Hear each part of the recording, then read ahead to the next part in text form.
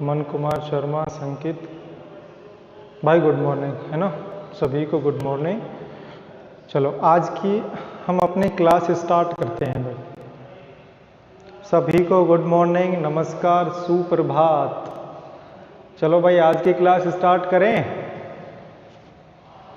तो एक बार बताओ फटाफट, क्या सभी के पास आवाज़ आ रही है प्रॉपर?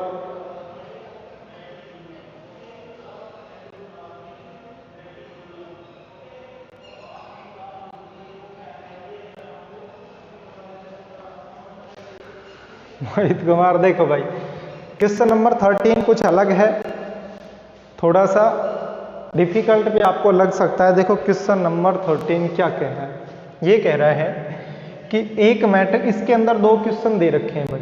पहला क्वेश्चन तो ये है कि इस मैट्रिक्स और इस मैट्रिक्स का मल्टीप्लाई करना है भाई। इस मैट्रिक्स और इस मैट्रिक्स को मल्टीप्लाई करना है। पहली बात तो ये है भाई। गुड मॉर्निंग, गुड मॉर्निंग भाई सभी को। परवीन, वनीता, गुड मॉर्निंग भाई। देखो एक मैट्रिक्स ये है, दूसरा मैट्रिक्स ये है। पहला क्वेश्चन तो ये कहा गया है कि हमें इनका मल्टीप्लाई करना है। फिर इसी के अंदर दूसरा क्वेश्चन ऐड कर दिया कि जो ये दिया गया है इसका हमें मान निकालना है भाई। यानी इसी के अंदर दो क्वेश्चन दे रखे उन्होंने। चलो भाई सर कैसे करें, तो मेरी बात ध्यान से समझना। अगर हमें इसका मान निकालना है भाई, अगर हमें इसका मान निकालना है तो सर इसके लिए हम एक मैट्रिक्स बनाएंगे, क्योंकि Ax = B होता है। Ax = क्या होता है? B होता है सर A एक मैट्रिक्स है जिसमें x, y, z के गुणांक आते हैं। x एक मैट्रिक्स है सर जिसके अंदर वेरिएबल। दीपक यादव, सर छुट्टी कब करोगे? अरे भाई छुट्टी तब कहेगा तभी छुट्टी कर लेंगे भाई। छुट्टी की बड़ी टेंशन ले रहे हो तुम। अब तुमने बोल दिया है तो 1-2 दिन में मैं छुट्टी निश्चित करूंगा। आज फिजिक्स की छुट्टी थी। देखो Ax = B है तो x एक मैट्रिक्स है जिसके अंदर है x, y, z यानी चर राशियों का मैट्रिक्स। B भी एक मैट्रिक्स है जिसके अंदर सरम अचर राशियों का मैट्रिक्स। अब मेरी बात ध्यान से समझना, अगर इसका आप A निकालोगे, देखो आपको ये मैट्रिक्स दे रखा है तो इसका मतलब ये कहीं ना कहीं काम तो आएगा भाई। ऐसा एग्जामिनर भी पागल नहीं है और क्वेश्चन बनाने वाला भी पागल नहीं है कि आपको ये दे दे और फिर अलग से ये क्वेश्चन दे, या तो वो यही देगा। अगर इन दोनों का मल्टीप्लाई करवा रहा है तो कहीं ना कहीं ये हमारे काम जरूर आएगा। गुंजन यादव, गुड मॉर्निंग भाई, गुड मॉर्निंग। तो कहीं ना कहीं काम जरूर आएगा। तो सर क्या काम आएगा भाई? इसका जब आप A निकालोगे तो देखो क्या आने वाला है सर, 1 - 1 1, सर 1 - 2 -2। देखना भाई कौन से में है, इसमें तो -4 4 4 है। इसका मतलब सर ये मैट्रिक्स परफेक्ट रहेगा। क्यों? 1 - 1 1, ध्यान देना, 1 - 1 1, 1 - 2 -2, 1 - 2 -2, 2 1 3, 2 1 3। बताओ ये है कि नहीं है? आप कंफ्यूज ना हो इसके लिए इस मैट्रिक्स को मैं A मान लेता हूं। इस मैट्रिक्स को मैं क्या मान लेता हूं? A मान लेता हूं भाई। यहां B आप मानोगे 4 9 1, इसको मैं B मान लेता हूं। लेकिन ये इस क्वेश्चन के अनुसार B नहीं आएगा, क्योंकि इस क्वेश्चन के अनुसार अगर इसकी बात करें तो B का मान आएगा 4 9 1। अगर आपको ऐसा लगता है कि सर आप इसको और कुछ मान लो, B आप यहां मानने वाले हो, सर आज हमारा फंक्शन है। हाँ भाई फंक्शन है तब भी क्लास लेनी चाहिए, है ना? कोई बात नहीं, फंक्शन तो शाम को होगा। अब 1 घंटे की क्लास है हमारी और तेरा फंक्शन है, कोई दिक्कत नहीं है, आज 10 मिनट पहले छोड़ देंगे। क्यों टेंशन ले रहा? तो ठीक है। तो B है ना, B, इसकी जगह B की जगह C भी मान सकते हो भाई। कोई मान नहीं दे रखा है कि ये A के बराबर है, B के बराबर है। अपनी तरफ से A B C D जो मानना चाहो वो मान सकते हो। जैसे इसको मैंने A माना, क्यों? क्योंकि इसके अंदर भी A यही आने वाला है, तो इसको या तो B मान लो या C मान लो। चलो मैंने B मान लिया। पहला क्वेश्चन तो यही है कि इसका और इसका मल्टीप्लाई कर दो। करो मल्टीप्लाई, B × A। याद रखना इसका इसके साथ मल्टीप्लाई है, तो पहले यही लिखोगे, बाद में ये लिखोगे, ठीक है।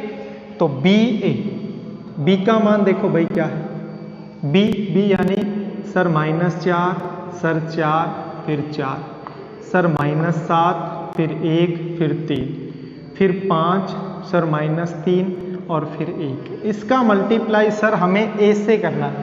सर ए हमारा ये रहा, लिखो भाई ए, 1 -1 1, 1 -2 -2, 2 1 3, ठीक है भाई। यानी हमें इसका इसके साथ मल्टीप्लाई करना है, तो कैसे मल्टीप्लाई करेंगे देखो भाई, इसको उठाओ और ऐसे रख दो, -4 4 4, तो b a is equal to एक हमें मैट्रिक्स बनाना है भाई। इसका गुना इससे हो गया सर -4 आ गया, सर इसका गुना इससे करोगे सर +4 आ गया, सर -8 आ गया, +8 आएगा, सॉरी भाई, है ना।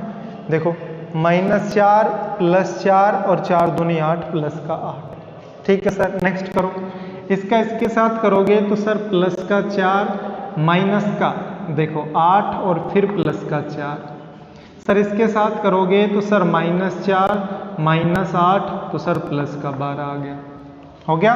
इसको मिटाओ, लो सर मिटा दिया।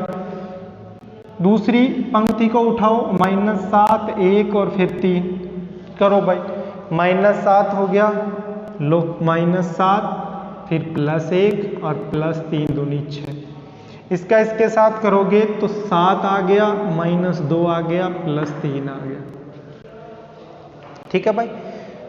इसका इसके साथ करोगे तो भाई गुणा सबको आता है ना, मैट्रिक्स का मल्टीप्लाई करना सबको आता है भाई। तो ये हो गया -7 फिर -2 और फिर आ गया प्लस का 9, ठीक है भाई। तीसरी पंक्ति को उठाओ, 5 -3 और फिर है 1, मल्टीप्लाई करना भाई। यहाँ आ गया 5, फिर आ गया -3 और फिर आ गया, इसका करोगे तो +2 भाई, 5 फिर हो गया -3 और फिर हो गया +2, ठीक है। कहीं ना कहीं मिस्टेक हो सकती है, वो मैं बताऊंगा अभी क्या है इसमें। -5 फिर -6, ये +6 हो गया और फिर यहाँ करोगे तो यहाँ आ जाएगा +1। इसका मल्टीप्लाई इससे करोगे तो सर 5, फिर देखो ये करोगे तो प्लस का 6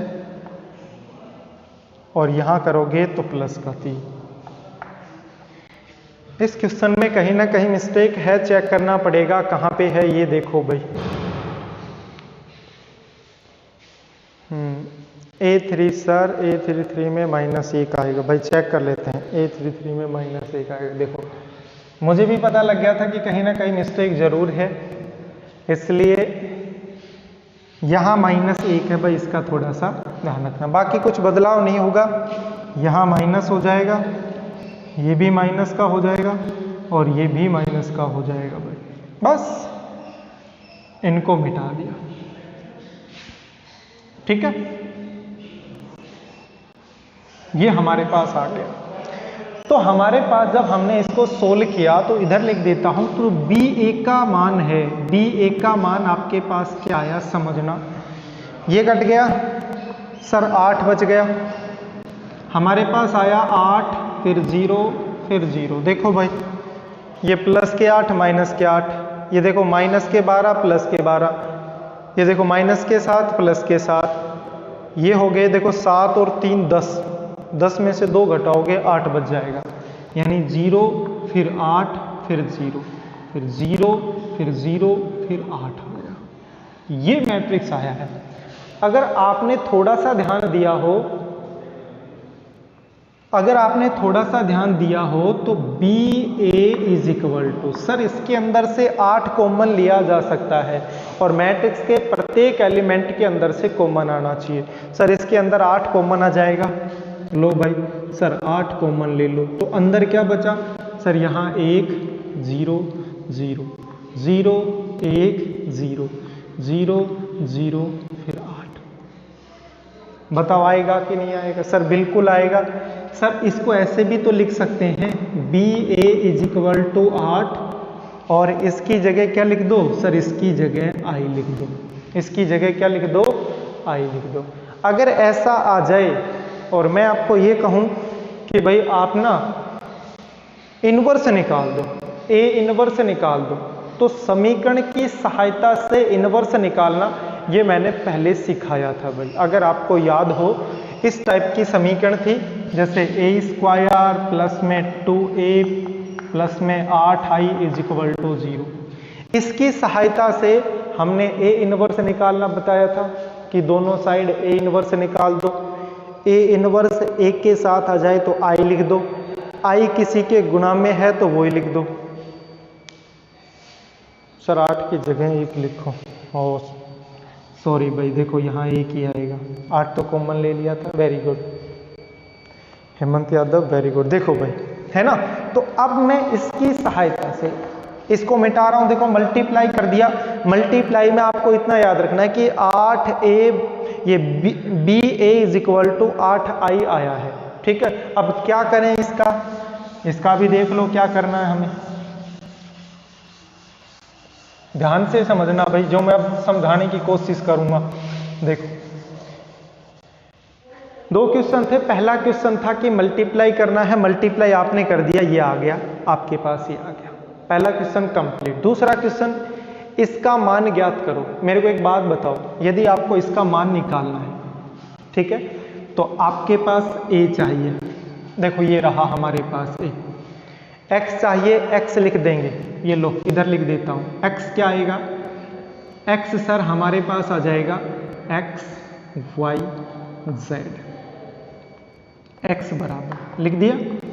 फिर मैं आपको कहूं कि इसके लिए b लिख दो। देखो b आपने पहले यूज कर लिया है, तो यहां b डैश लिख लो भाई। अंतर क्या होगा? कुछ अंतर नहीं होगा, b डैश। और सर b डैश क्या आएगा? अचर, यानी 4 9 1। आपको तो इतना ध्यान रखना है कि जो अचर है उसका भी एक मैट्रिक्स होता है। हो गया? इसको भी मिटा देता हूं, ये भी हमारे कोई काम का नहीं है। अब देखो क्या करना है। मेरे को एक बात बताना भाई, जब आप इसका मान निकालोगे तो x is equal to A inverse. अब b की जगह मेरे को b डैश लिखना पड़ेगा। बताओ ऐसा होगा कि नहीं होगा? यदि आपको इसका मान निकालना है, इसको हल करना है, तो आपको A इनवर्स निकालना है।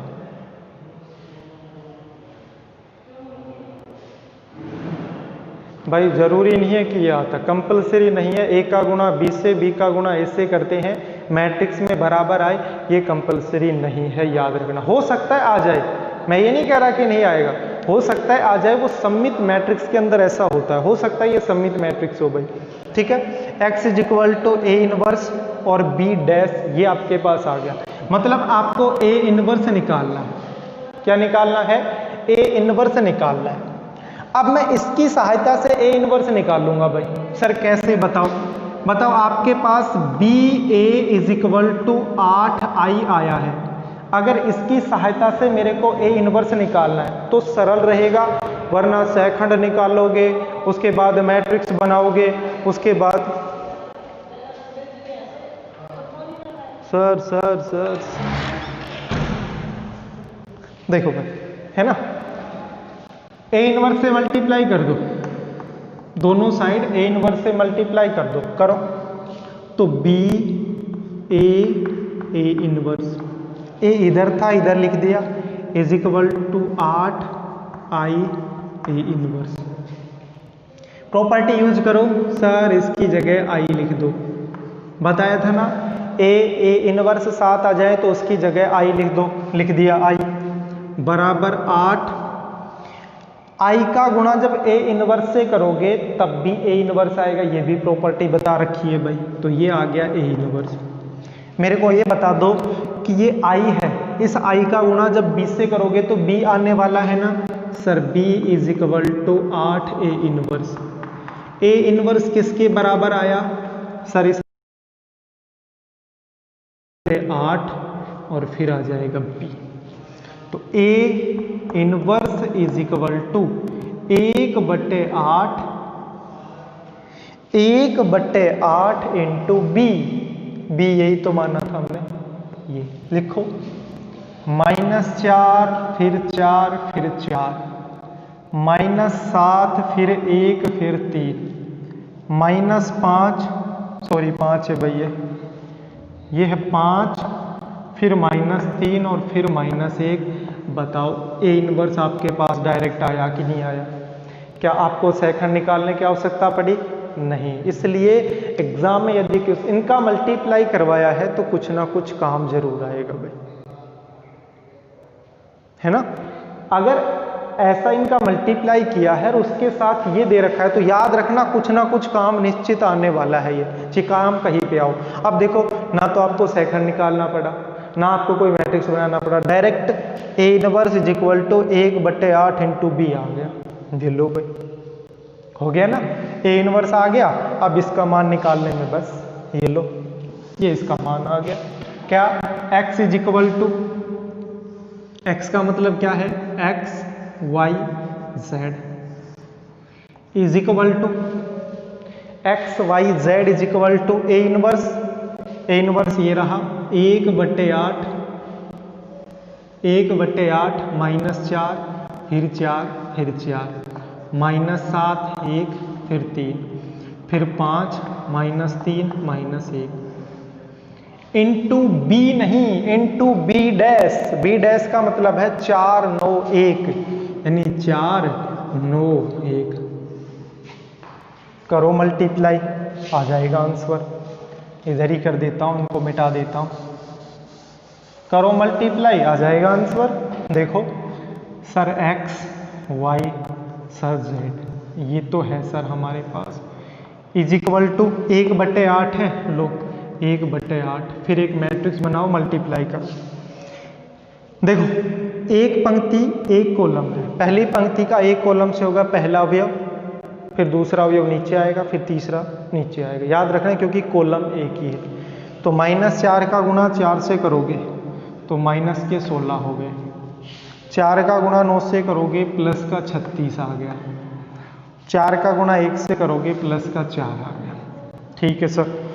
दूसरी पंक्ति का फर्स्ट कॉलम से करोगे तो माइनस का 28 आ गया, ठीक है, प्लस का 9 आ गया, उसके बाद 3 आ गया। 5 का करोगे तो 20 हो गया, -3 का 9 से करोगे माइनस का 27 हो गया, -1 का प्लस 1 से करोगे तो -1 हो गया। यानी हमारे पास सर क्या आया? देखो भाई क्या आया, x y z is equal to, मेरे को एक बात बताना कि जो ये 1/8 है, मतलब 8 अपॉन में है, भाग में है, तो अंदर इसके भाग में भी जाएगा, ये इसके भाग में भी जाएगा, इसके भाग में भी जाएगा। क्यों? क्योंकि सर मैट्रिक्स के अंदर या तो सभी के अंदर से कॉमन आता है या सभी में भाग देने से आता है। ठीक है, चलो 1/8 का भाग दो, यहां देखो कितना आ गया, प्लस के 40 और माइनस के 16, 24 बच गए। 8 का भाग दोगे तो 3 आ गया भाई। कितना आ गया सर? 3 आ गया भाई। 24/8 करोगे तो 3 आने वाला है। यहां देखो 9 और 3 12, -28 और प्लस के 12, माइनस के 16। 8 का भाग दोगे तो क्या आएगा? -2 आएगा भाई। -27 -1 -28 और प्लस का 20, माइनस का 8, 8 का भाग दोगे तो -1 आ गया।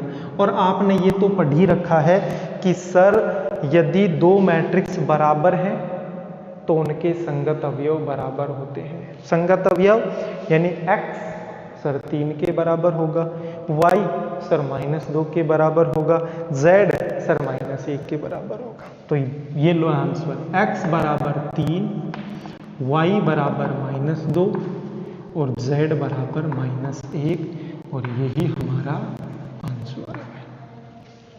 ठीक है, कोई डाउट हो? अगर इस क्वेश्चन में कोई डाउट है तो पूछ सकते हो, वरना फिर हम आगे बढ़ते हैं। भाई बताओ एक बार फटाफट, क्या किसी को डाउट है? कोई डाउट है तो पूछ सकते हो, वरना नेक्स्ट क्वेश्चन करते हैं। नो सर, चलो। डाउट नहीं है तो नेक्स्ट क्वेश्चन देख लो भाई। नेक्स्ट क्वेश्चन क्या आएगा?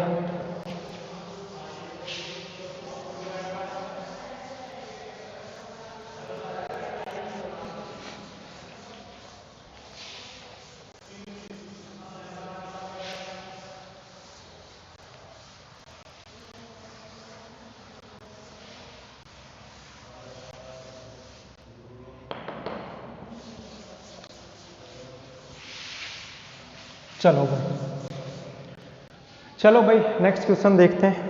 क्वेश्चन नंबर 14 मैं देखूंगा कि आप कर सकते हो कि नहीं कर सकते। नहीं, ये भी थोड़ा डिफिकल्ट है, आपको पागल बना देगा। और पागल मैं नहीं चाहता कि आप पागल हो, मैं ही ठीक हूँ पागल, आप मत बनो भाई पागल, है ना। एक मैट्रिक्स है 1 -1 1 1 -1 फिर 1, फिर है 2 1 -3 2 1 फिर -3, फिर कह रहा है कि 1 1 1 1 1 1। ये एक मैट्रिक्स दे रखा है। इस मैट्रिक्स देने के बाद व्यतक्रम आव्यूह ज्ञात कीजिए। व्यतक्रम आव्यूह मतलब क्या हुआ भाई? नॉन सिंगुलर मैट्रिक्स, है ना। नॉन सिंगुलर मैट्रिक्स व्यतक्रम आव्यूह का मतलब है कि पहला क्वेश्चन तो यही है, ए इनवर्स ज्ञात कीजिए। मैंने क्या कहा था अभी? तो मैंने कहा था कि जब ए इनवर्स यदि आपको निकालना है, ए इनवर्स यदि आपको निकालना है तो भाई आप सेकंड निकालोगे, मैट्रिक्स बनाओगे, उसका परिवर्त करोगे, एडजॉइंट आ जाएगा, और 1/mod A into adjoint A inverse होता है। लेकिन मेन बात क्या है? मेन बात यह है कि यदि ये मैट्रिक्स देके आपको इनवर्स पूछ रहा है, ए इनवर्स पूछ रहा है, इसका मतलब ये इनवर्स काम आने वाला है। इसके आगे कुछ नहीं लिख रखा तो ए मैट्रिक्स लिख देता हूं। अच्छा, इसके आगे क्वेश्चन पढ़ते हैं। ए इनवर्स पूछ रहा है, कहीं ना कहीं काम पक्का आएगा, 100% आएगा भाई। आगे देखते हैं। इसकी सहायता से, मतलब इसकी सहायता से समीकरण निकाय को हल कीजिए। देखो क्या दे रखा है। अब आपको पागल बनाने वाला क्वेश्चन दिया है। क्या? 1 0 0 1 0 फिर 1, 2 1 0 2 फिर 1 फिर 0 फिर 0 फिर 1 फिर 1। ठीक है। इसके मल्टीप्लाई में लिखा गया है x y z, जहां लिखा गया है x y z। फिर कह रहा है इज इक्वल टू 1/2। देखो क्वेश्चन थोड़ा डिफिकल्ट दिख रहा है हमें। 2y 6z 2y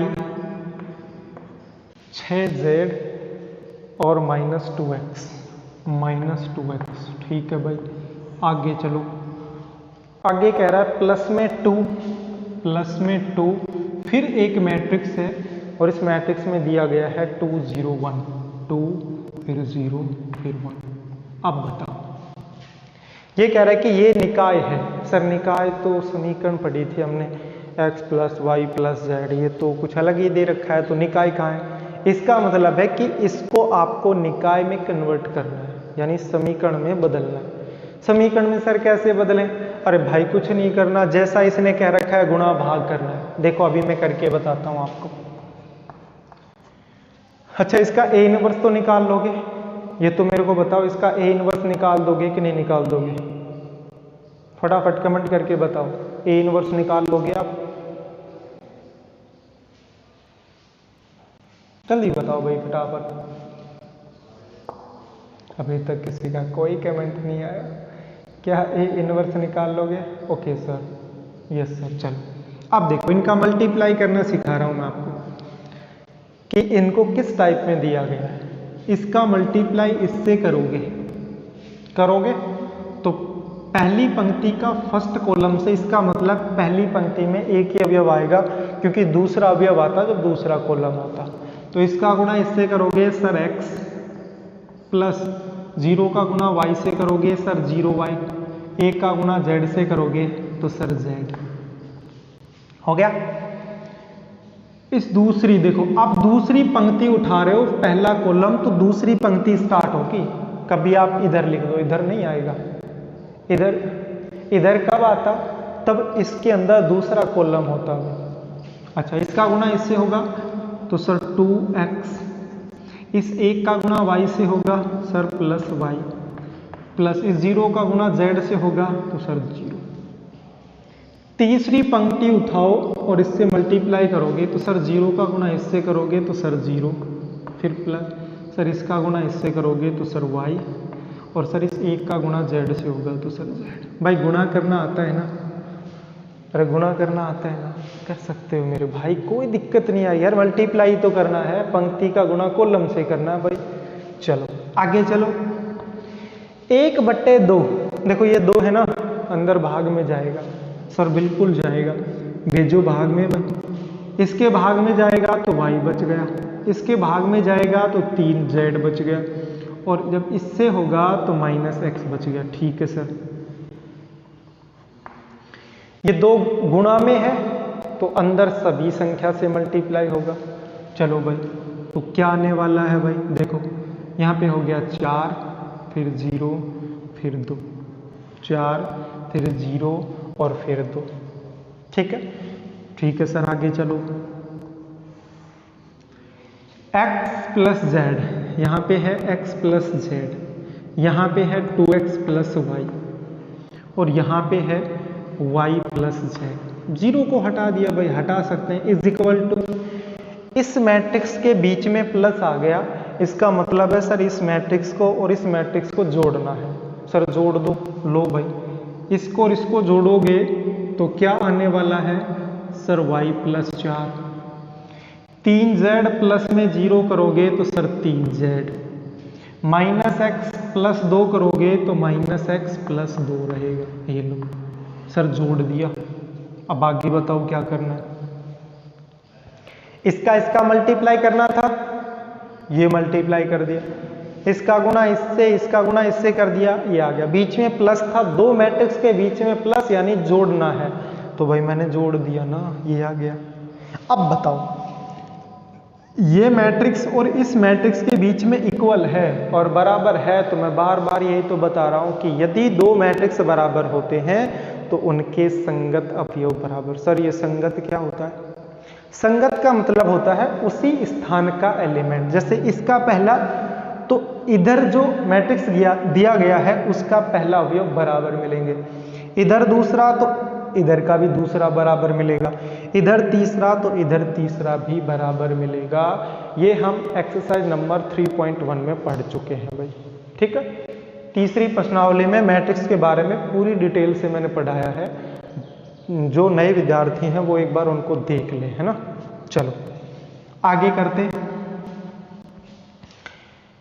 ये इसके बराबर होगा भाई, यानी sir x plus z is equal to y plus 4। अरे बराबर मिलेगा कि नहीं मिलेगा? इसके बराबर ये होगा, इसके बराबर ये होगा, तो इधर आया 2x plus y is equal to 3z।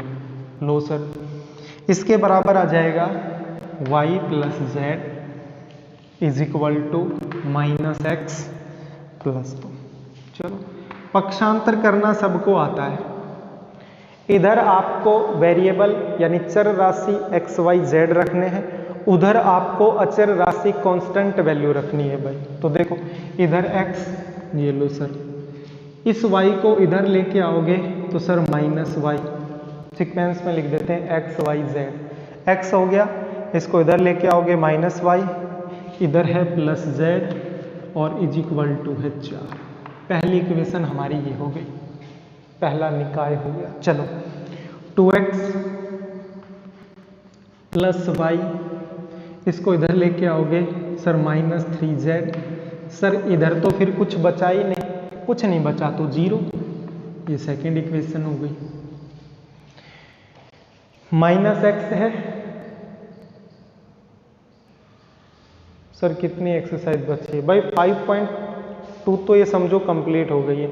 इसके बाद इसकी विविध है, और विविध के बाद हम स्टार्ट करने वाले हैं इंटीग्रेशन यानी समाकलन, जो कि एक डिफिकल्ट पार्ट है। मैं चाहता हूं कि डिफिकल्ट पार्ट जल्दी से करवा दिया जाए, उसमें कम से कम 1 से 1.5 महीना लग जाएगा, क्योंकि उसमें 7-8 तो एक्सरसाइज हैं, 9.1, 2, 3 ऐसे, है ना। क्वेश्चन भी बहुत सारे हैं, 400 के समथिंग है क्वेश्चन, तो वो करने वाला हूँ क्योंकि वो थोड़ा डिफिकल्ट भी है। और मैं चाहता हूँ कि आप अगर यहाँ क्लास में नहीं भी समझोगे तो वीडियो 1 बार 2 बार 3 बार देख के उसको आसानी से कर सकते हो, ठीक है। अच्छा, ये हो गया। थर्ड देखो, इसको इधर लेके आओगे तो x + y + z = 2, ये थर्ड। लो भाई, आया क्वेश्चन। ऐसे क्वेश्चन ही तो सर स्कूल कब खोलेंगे? भाई स्कूल तो अगले मंथ, शायद अक्टूबर में भी लास्ट तक चांस है, कंपलसरी नहीं। देखो सितंबर में तो बंद कर ही दिया गया है और ये कहा जा रहा है कि अक्टूबर तक नहीं खोलेंगे। इसका मतलब सितंबर अक्टूबर 2 महीने हो रहा। अभी 2 महीने में हम 2-3, एक तो बड़ी एक्सरसाइज है वो हो जाएगी, उसके साथ 1-2 और हो जाएंगी, है ना। देखो ये आ गया। अब मेरे को बताओ इसका मान निकालना है, तो इसके लिए 1 का मान निकालना, 1 - 1 1 यहाँ मिलेगा। देखो 1 - 1 1, 2 1 - 3, 2 1 - 3, 1 1 1, देखो 1 1 1। आगे तुम कर सकते हो भाई, आप A इनवर्स निकालोगे x y z। अभी सर काफी टाइम है, ठीक है भाई, मिटा दो इसको, आगे कर सकते हो ना। अरे आगे कर लोगे ना। A इनवर्स देखो, इसका इनवर्स निकाल दो। x मैट्रिक्स क्या हो जाएगा? x y z। B matrix क्या हो जाएगा? 4 0 2। बस इसका मान तो निकालना हम सिखा चुके हैं ना।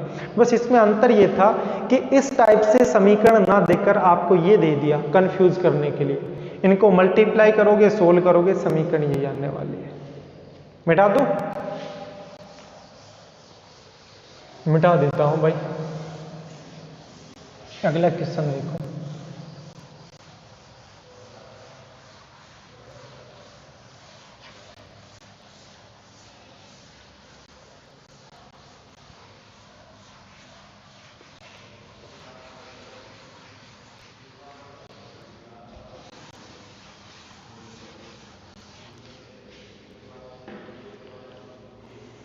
चलो नेक्स्ट क्वेश्चन देखते हैं भाई।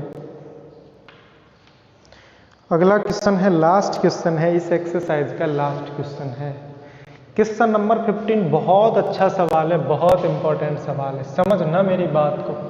क्वेश्चन नंबर 15 ये कह रहा है कि यदि समबाहु त्रिभुज, समबाहु त्रिभुज जानते हो? समबाहु त्रिभुज, समबाहु, सम का मतलब होता है समान और भुजा का मतलब होता है भुजा,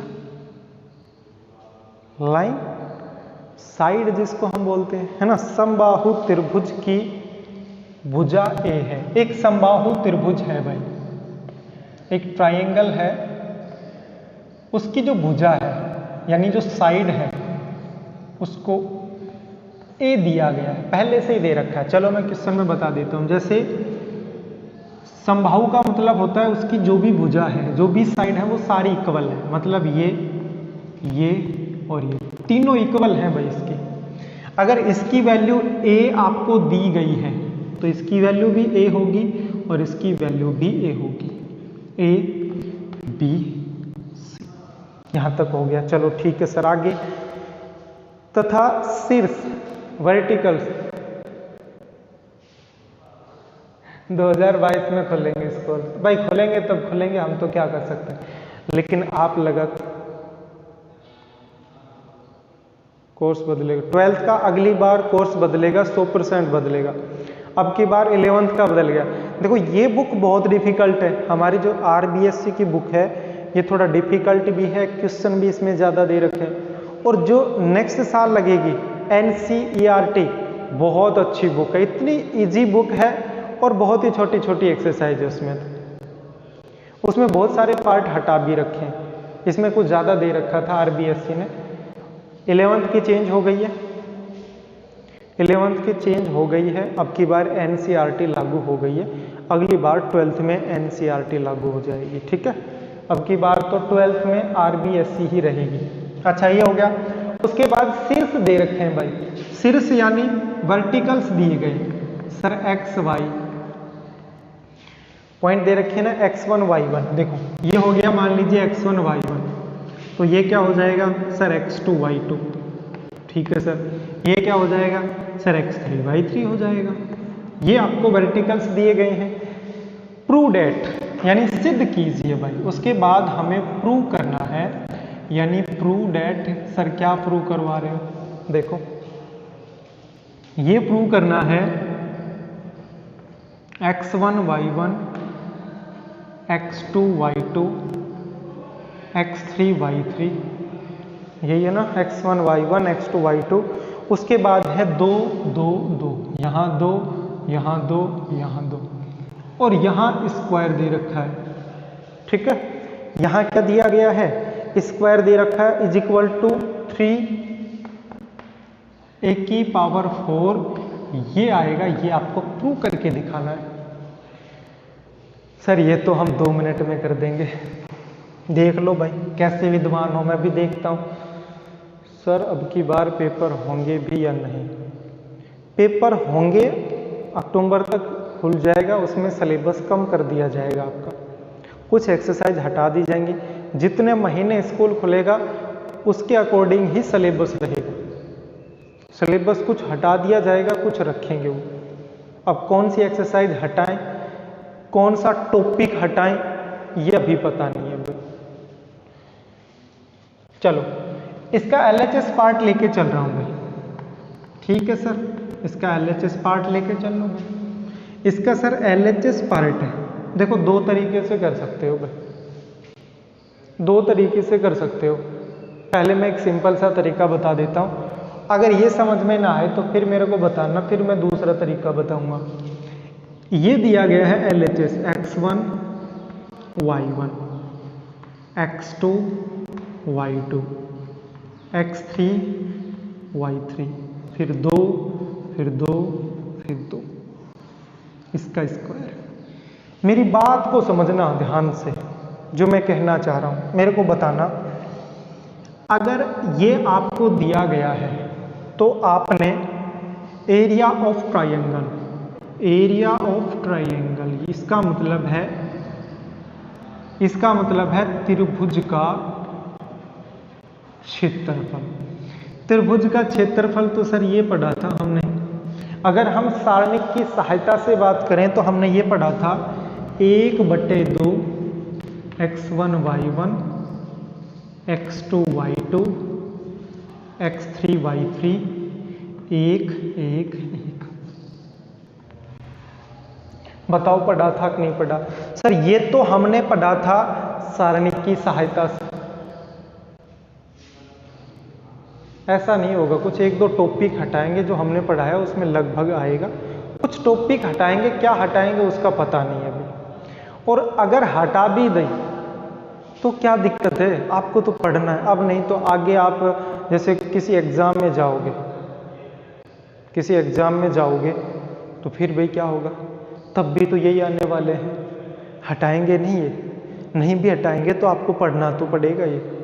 और अच्छी बात है आपको हर टॉपिक पढ़ने को मिलेगा भाई।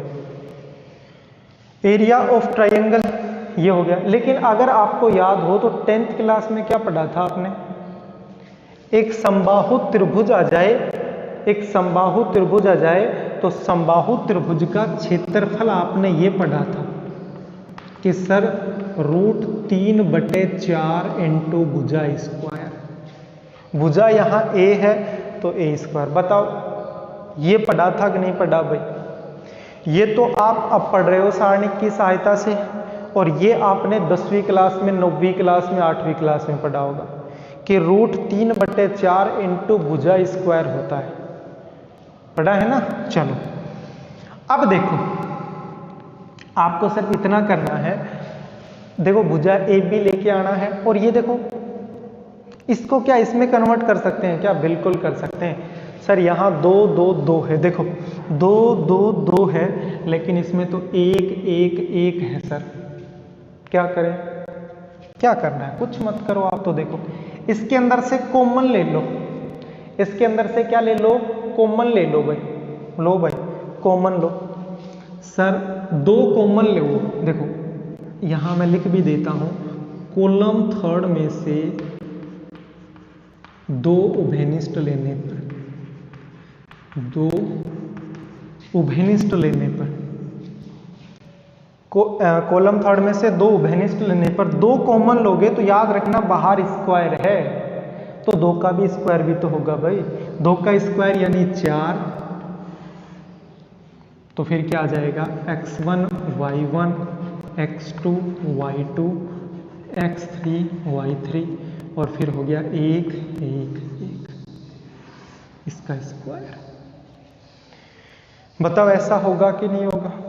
सर बिल्कुल होगा। तो सर आगे क्या करें? मैंने सिर्फ आपको आइडिया दिया है कि इसको आप कोशिश करो कि इसमें कन्वर्ट कर दो। सर कर देंगे। देखो सर यहाँ 4 है, ये आ गया हमारे पास, सिर्फ आगे 1/2 नहीं आना चाहिए था सर, लेकिन इसके अंदर 1/2 है ही नहीं। तो ऐसा कर दो कि आपके पास 4 है, इसको 4 से गुणा कर दो और 4 से भाग दे दो। मेरी बात को समझना, अभी आपके समझ में आ जाएगा कि क्या किया मैंने। x1 y1 x2 y2 x3 y3 1 1 1। मेरी बात को समझना, क्या समझाने की कोशिश करें। 1/2 नहीं था सर, 1/2 इसके अंदर नहीं था कहीं पे भी, 4 गुणा में था, तो मैंने 4 से गुणा कर दिया, 4 से भाग दे दिया। क्या कोई फर्क पड़ेगा? सर ऐसा क्यों किया आपने? मैंने इसलिए किया क्योंकि मैं 4 को 2 का स्क्वायर लिख दूंगा, 4 को मैं क्या लिख दूंगा? 2 का स्क्वायर लिख दूंगा। और जैसे ही 2 का स्क्वायर लिखोगे तो 4 गुणा 4 ये तो हो गया 16। यहां मैं ब्रैकेट लगा के 1/2 1/2 फिर mode x1 y1 x2 y2 x3 y3 1 1 1 फिर मोड, और फिर ये ब्रैकेट लगा के क्या मैं स्क्वायर लिख सकता हूं क्या? बताना मेरे को भाई। 4 गुणा 4 16, मैंने 4 से गुणा किया था, 4 से भाग किया था। क्यों किया है कारण आपको समझ में आ जाएगा। 16 1/2 x1 y1 1 x2 y2 1 x3 y3 1 1/2। देखो इसका भी स्क्वायर था और इसका भी स्क्वायर था, तो मैंने पूरे के स्क्वायर लगा दिया, पूरे के क्या लगा दिया? स्क्वायर लगा दिया। तो इससे क्या हुआ? नीचे नहीं होगा, इधर कर देता हूं, देखो इधर समझना। इससे क्या होगा? इससे ये हो जाएगा कि 16 और ये है ना 1/2 x1 y1 1 x2 y2 1 x3 y3 1। ये बताओ ये त्रिभुज का क्षेत्रफल होता है कि नहीं होता है? सर बिल्कुल होता है। इस त्रिभुज का क्षेत्रफल x1 y1 x2 y2 x3 y3, तो यही त्रिभुज का क्षेत्रफल आएगा कि नहीं आएगा? तो बताओ इस त्रिभुज के क्षेत्रफल की जगह क्या मैं √3/4 इंटू ए स्क्वायर लिख सकता हूं? √3/4 इंटू ए स्क्वायर। बताओ इसकी जगह लिख सकते हैं कि नहीं लिख सकते हैं भाई? समबाहु त्रिभुज का क्षेत्रफल ऐसे होता है, लेकिन इस त्रिभुज का जब क्षेत्रफल हम सारणिक की सहायता से निकालेंगे तो 1/2 x1 y1 1 x2 y2 1 x3 y3 1 ये इसके बराबर होगा कि नहीं होगा? क्योंकि दोनों त्रिभुज के क्षेत्रफल है। तो इसकी जगह √3/4 इंटू भुजा स्क्वायर, इसका भी तो स्क्वायर था, तो यहां करो स्क्वायर, करो 16, आंसर आ गया 16। √3 का स्क्वायर करोगे तो 3, 1 का स्क्वायर करोगे 1 की पावर 4 बटा में 4, 4 का स्क्वायर करोगे तो 16। कैंसिल, क्या बचा? क्या बचा? सर हमारे पास 3 1 की पावर 4 बच गया, और इज इक्वल टू लिख देंगे RH। एक बार बताओ फटाफट कि ये बात समझ में आई कि नहीं आई? एक बार फिर से, एक बार मेरी बात सुनना फिर से दोबारा से। एक बात बता दो मेरे को, यहाँ एक हल्की सी बात मैं आपको समझाने की कोशिश कर रहा हूँ। देखो आपको पॉइंट दे रखे हैं x1 y1 x2 y2 x3 y3 दे रखे हैं पॉइंट, और जब आपको बिंदु दिए जाएं तो त्रिभुज का क्षेत्रफल कैसे निकालते हैं कि sir 1/2 सारणिक x1 y1 x2 y2 sir x3 y3 1 1 1। बताओ इस त्रिभुज का क्षेत्रफल इस सारणिक इस पॉइंट की सहायता से निकालेंगे तो बताओ ये त्रिभुज का क्षेत्रफल आएगा कि नहीं आएगा। फिर बराबर में अगर आप इस भुजा के अकॉर्डिंग इस त्रिभुज का क्षेत्रफल निकालो तो 10th क्लास में पढ़ा था कि सर √3/4 इंटू भुजा स्क्वायर। तो बताओ ये दोनों बराबर होंगे कि नहीं होंगे, ये भी त्रिभुज का क्षेत्रफल और ये भी त्रिभुज का क्षेत्रफल, तो इन दोनों को बराबर कह सकता हूं कि नहीं कह सकता भाई। सर बिल्कुल कह सकते हैं। तो बस यही कंसेप्ट मैंने इसके अंदर लगाया है। इसके अंदर से सबसे पहले क्या कॉमन लोगे 2, लेकिन 2 कॉमन लिया है तो 2 के साथ स्क्वायर भी बाहर आएगा तो 2 का स्क्वायर हो गया 4। तो यहाँ आ गया x1 y1 x2 y2 x3 y3 1 1 1 और इसका होल स्क्वायर। ठीक है। अच्छा बराबर में इस त्रिभुज के क्षेत्रफल में 1/2 चाहिए। अब इसमें 1/2 है नहीं तो मैंने 4 से गुणा किया, 4 से भाग क्यों किया क्योंकि स्क्वायर है। तो जब 1/2 का स्क्वायर करोगे तो 1/4, जब भाग में लिखा है तो गुणा में भी लिखना पड़ेगा। तो ये हो गया 4 गुणा 4 16 1/2 और इस सारणिक के पूरे के मैंने स्क्वायर लगा दिया। क्यों? क्योंकि 1/2 का भी स्क्वायर है, इस सारणिक का भी स्क्वायर है, तो इस पूरे के मैंने क्या लगा दिया स्क्वायर लगा दिया। फिर 16 था बाहर, बताओ 1/2 x1 y1 x2 y2 x3 y3 1 1 1 की जगह क्या √3/4 a स्क्वायर लिख सकता हूँ? जो मैंने ये लिखा है क्या इसकी जगह √3/4 इंटू a स्क्वायर लिख सकता हूँ? सर बिल्कुल लिख सकते हो भाई, लिख दिया मैंने। इसकी जगह ही तो लिखा, अंदर की इसकी जगह ही तो लिखा। इस ब्रैकेट के बाहर स्क्वायर है, देखो तो ब्रैकेट के बाहर मैंने क्या किया स्क्वायर। यहाँ 16 था, रहने दो। √3 का जब स्क्वायर करोगे तो 3 का स्क्वायर कितना हो गया, देखो √3 और फिर इसका स्क्वायर करोगे तो ये कैंसिल हो जाएगा, 3 आ गया। a स्क्वायर है और a स्क्वायर का भी स्क्वायर करोगे तो सर a की पावर 4 आएगा, 4 का स्क्वायर करोगे तो सर 16 आएगा। ये भाग में गुणा में कैंसिल, तो ऊपर क्या बचा 3 a की पावर 4 और बराबर RHS। यही हमें सिद्ध करना था भाई। तो बताओ एक बार ये बात समझ में आई कि नहीं आई? ये क्वेश्चन समझ में आ गया या फिर इसमें कोई नया मेथड लगाना पड़ेगा? वो थोड़ा लेंथी है भाई, बाकी कुछ नहीं है। बताओ ये बात समझ में आ गई? ये बात समझ में आ गई तो हम नेक्स्ट विविध के बारे में कुछ बातें कर लें। हाँ सर चलो, तो 1-2 क्वेश्चन मैं विविध के करा देता हूं। 1-2 क्वेश्चन मैं विविध के करा देता हूं। देखो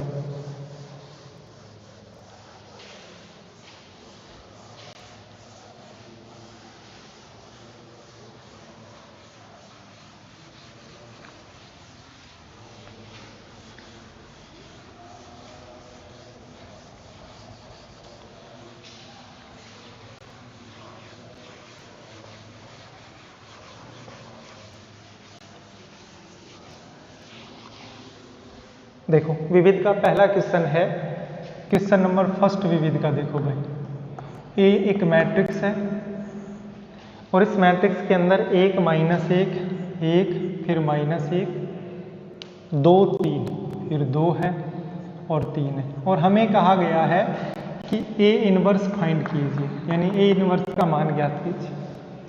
कितना आसान सवाल है, सबको आता होगा ए इनवर्स निकालना। देखो सर निकालते हैं, डायरेक्ट निकालता हूँ। A inverse is equal to 1/mod A into adjoint. A inverse is equal to 1/, mod A का मतलब है इसकी वैल्यू निकालना, तो 3 बीच में -2 यानी +2 हो गया, 3 और 2 हो गए 5, 1/5 एडजॉइंट निकालना बता ही रखा है भाई। कैसे? क्रॉस मल्ट, सर इनको क्रॉस कर दो, उल्टा कर दो, ये 3 ऊपर 1 नीचे, ये लो 3 ऊपर 1 नीचे, और सर इधर सेम रहेंगे -1 2, लेकिन इनको तो आपस में बदलना है, और जो इधर है ना ऐसे, इनका सिर्फ चिन्ह बदलना है, प्लस माइनस, ये माइनस है तो ये प्लस हो जाएगा, ये प्लस है तो ये क्या हो जाएगा, माइनस हो जाएगा, और यही आपका आंसर। डेली अब मैं एक क्लास जो आपने 11th क्लास में पढ़ी है, देखो बाइनोमियल थ्योरम, द्विपद प्रमेय, बहुत बड़ी है, उनके लिए मैं शॉर्ट ट्रिक बनाने वाला हूँ कि आपने 11th में कैसे पढ़ा था, अब आगे एग्जाम में कैसे करना है। इसके अलावा इनकी भी शॉर्ट ट्रिक, हर चैप्टर की मैं शॉर्ट ट्रिक बताऊंगा कि डायरेक्ट आप कैसे निकाल सकते हो, ठीक है। आप अपना आंसर चेक भी कर सकते हो। पहला क्वेश्चन ये हो गया। दूसरा देखो, दूसरा क्वेश्चन यहां लिखता हूं, ये क्वेश्चन आपको करना है। देखो क्या है दूसरा क्वेश्चन, मेरे को बताना कर सकते हो कि नहीं। ये है 0 1 1 0 फिर 1 फिर 1, फिर है 1 0 1 1 0 1, और फिर है 1 1 0 1 1 0। हमें कहा गया है कि आप ए इनवर्स ज्ञात करें। मेरे को शायद समझाने की आवश्यकता है। क्वेश्चन नंबर 3 आप कर सकते हो। ये कह रहा है कि ए एक मैट्रिक्स है, अव्युत्क्रमणीय अवयव है। कैसा है ये आप कर लोगे ना भाई, घर पे करना। 3 कह रहा है अव्युत्क्रमणीय। अव्युत्क्रमणीय का मतलब क्या हुआ? Singular matrix.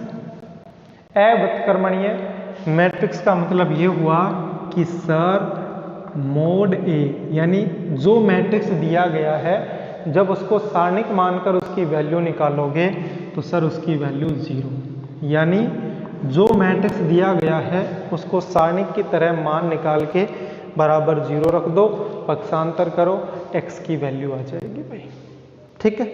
3 भी आप कर लोगे, कोई दिक्कत नहीं है। 4th क्वेश्चन भी मेरे हिसाब से आप कर लोगे, बहुत इंटेलिजेंट हो आप। क्यों?